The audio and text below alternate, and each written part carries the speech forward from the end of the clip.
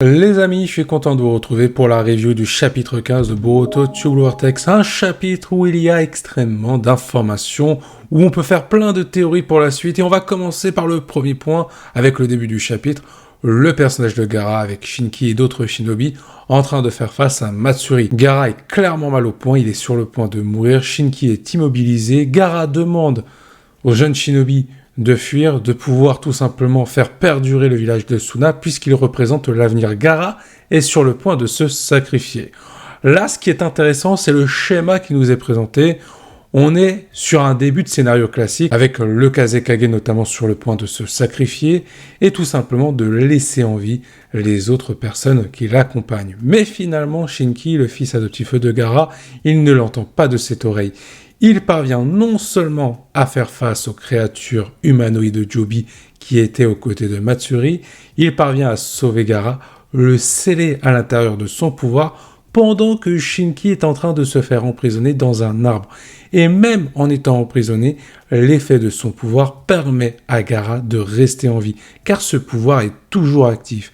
Ce qui est intéressant, c'est déjà la mise en avant de Gaara, la mise en avant de Shinki, qu'on n'a pas vu du tout du manga. Bien sûr, si on prend en compte l'anime, on a vu plus d'éléments concernant Shinki. Mais là, c'est intéressant de mettre le village de Suna en difficulté face à la menace qui est représentée par les Shinju, et là, en l'occurrence, le personnage de Matsuri. Maintenant, ce que j'attends, ce sont des conséquences par rapport à ce qui s'est passé. On nous a amorcé que la menace ne touchait pas que Konoha, le village de Suna, et certainement encore bien plus dans le monde de Shinobi. Là, on nous a donné l'exemple parfait. Ce que je veux maintenant, parce que forcément, Shinki étant emprisonné, ça a donné naissance au personnage de Ryu.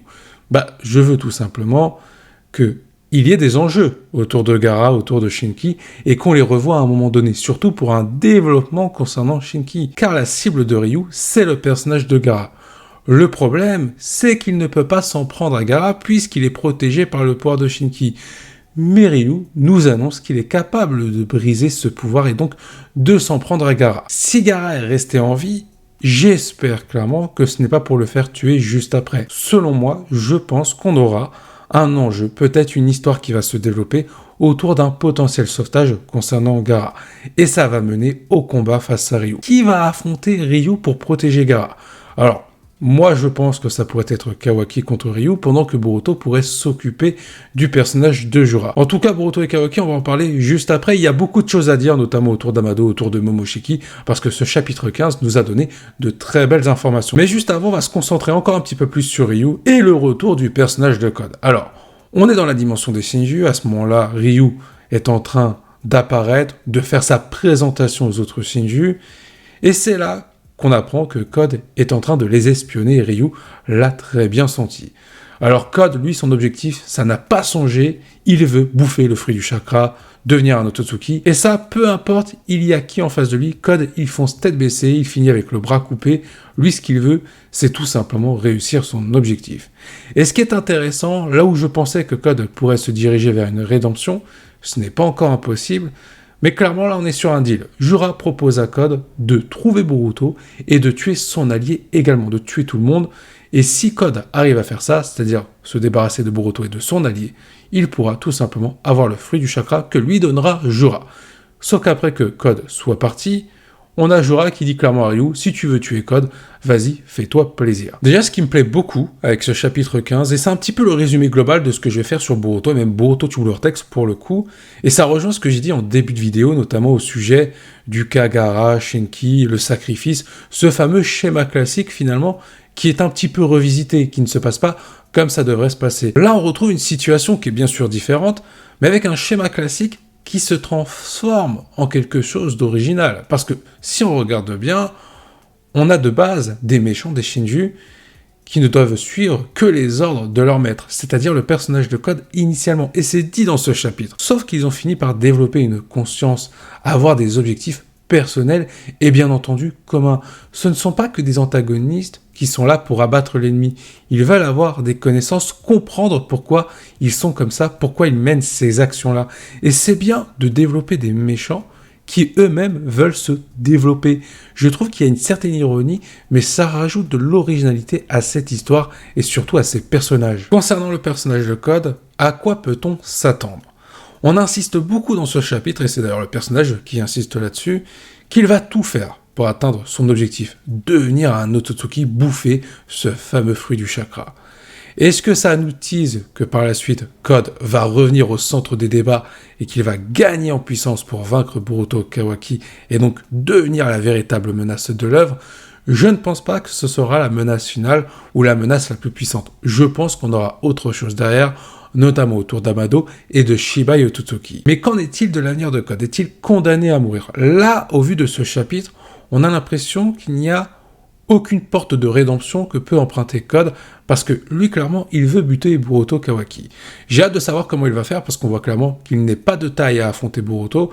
Peut-être qu'il est de taille à affronter ce Kawaki actuellement, ce Kawaki bridé, finalement. À voir comment Code va procéder pour gagner en puissance, pour trouver la petite entourloupe qui lui permettra de tuer Boruto et de trouver Kashin Koji.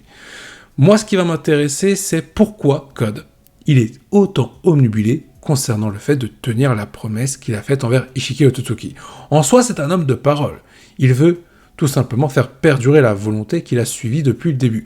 Il est cohérent dans ses actions, finalement, le personnage de Code. Mais pourquoi il vous tend cette volonté envers Ishiki, envers les Otsutsuki? Qu'est-ce qui s'est passé dans son enfance pour que Code soit autant omnubilé par ça? Parce que si on compare l'enfance de Kawaki et l'enfance de Code, on a un Kawaki qui déteste les Otsutsuki, qui veut les éradiquer, alors que Code, c'est complètement l'inverse. Il veut faire prospérer cet héritage laissé par Ishiki Otsutsuki, et donc faire valoir la volonté des Otsutsuki encore un petit peu plus chaque jour.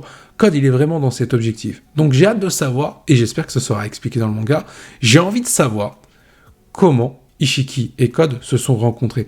Qu'a fait Ishiki à l'égard de Code pour que Code soit autant omnibulé par ça, encore une fois. Maintenant, on va parler de la dernière partie de ce chapitre, la discussion entre Kawaki et Boruto. Et on a une première confirmation, Boruto, qui a laissé Kawaki le trouver. Et là, en termes d'informations, ça va partir dans tous les sens. On va commencer par le premier cas, Momoshiki. On apprend que Boruto, durant l'ellipse, il a réutilisé son Kama il y a 2 ans, notamment lorsqu'il avait affronté Code, et c'est à ce moment-là que Boruto s'est senti disparaître, mourir de manière consciente, et que Momoshiki était en train de prendre le dessus sur lui. Souvenez-vous, à la fin de Boruto, notamment la partie 1, on avait un Boruto qui n'avait pas perdu espoir sur sa situation, et un Momoshiki qui était complètement désabusé, voyant que Boruto, il n'allait pas lâcher le morceau comme ça, qu'il n'allait pas laisser Momoshiki prendre le contrôle sur son corps. On comprend maintenant avec les explications de Boruto que même si Boruto a une volonté de faire, la volonté du feu, la volonté de Konoha, eh ben ça ne suffit pas. Momoshiki parvient à prendre un petit peu plus chaque jour du terrain sur la conscience de Boruto. Et à un moment donné, Boruto, il risque de perdre complètement le contrôle sur son corps et il demande à Kawaki que si ça dégénère, de ne pas hésiter à le tuer directement. Donc Boruto fait confiance à Kawaki pour éliminer la menace qu'il représente à cause de Momoshiki. Ce qui est intéressant, c'est que là on utilise le retour de Momoshiki à un moment donné, puisque depuis 3 ans, Momoshiki n'a pas du tout fait d'apparition dans l'esprit de Boruto. Donc à un moment donné, Boruto va se retrouver dans une situation critique, et c'est à ce moment-là que Momoshiki va en profiter. Est-ce que c'est au moment où Boruto va se retrouver face à Kawaki lors de leur fameux combat, celui qui nous a été présenté au début de Boruto? Car Boruto, il dit clairement à Kawaki que lui, il reste un shinobi. Et Kawaki, il s'apprête à envoyer Boruto là où se trouve Naruto. Dans ce chapitre, Boruto dit clairement à Kawaki qu'il devra prendre cette décision finale à un moment donné, sur notamment ce qu'il fera à l'égard de Boruto, le tuer ou autre chose pouvant peut-être le sauver. Et je pense que ce sera la deuxième option par rapport à ce qui nous a été présenté lors du combat Boruto contre Kawaki. Kawaki dit à Boruto qu'il va l'envoyer rejoindre Naruto. Naruto est toujours dans la dimension, donc il ne va pas pour tuer Boruto. Alors par contre, je vais revenir rapidement sur une scène qui m'a pas fait rire, mais j'ai souri quand même. À un moment donné, Boruto, pour présenter sa puissance, il dit que avec l'entraînement qu'il a subi aux côtés de son maître, donc là c'est Sasuke, même si on peut prendre en compte qu'il a été informé, aidé par Kashin Koji, on a clairement un Boruto qui dit que sa puissance est inébranlable. Et c'est vrai que sa puissance, elle est impressionnante, parce que si on regarde Boruto Tube Vortex, Boruto n'a pas utilisé le Kama. Et pourtant, il est capable de mettre KO les 3/4 des personnages de l'œuvre. Là où il a des difficultés, c'est bien sûr par rapport aux antagonistes, les Shinju qui représentent notamment actuellement la menace de l'instant T. Une menace qui finalement va devoir avoir des protagonistes de haut niveau, puisque Boruto propose à Kawaki de l'aider face au Shinju. Et ensuite, Kawaki, il pourra tuer Boruto par rapport à la menace qu'il y a au fond de lui, c'est-à-dire Momoshiki. On va maintenant évoquer l'autre point de cette discussion entre Boruto et Kawaki.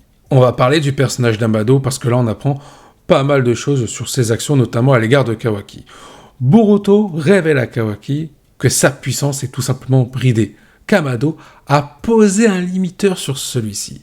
Et il y a un parallèle à faire par rapport à Kawaki et le personnage de Code. Kawaki se retrouve dans la même situation qu'était Code avec son Kama blanc et sa puissance à cause d'Amado.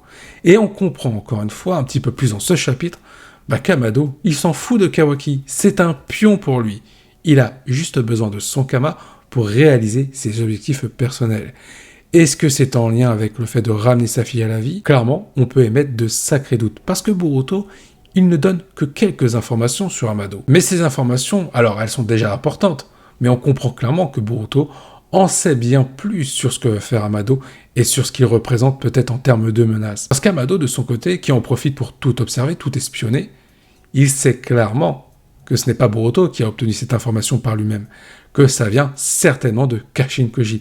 Et là, il commence à s'interroger sur l'objectif de Kashin Koji. Et je pense que l'objectif de celui-ci, c'est de mettre des bâtons dans les roues d'Amado. Parce qu'au final, tous les problèmes viennent d'Amado.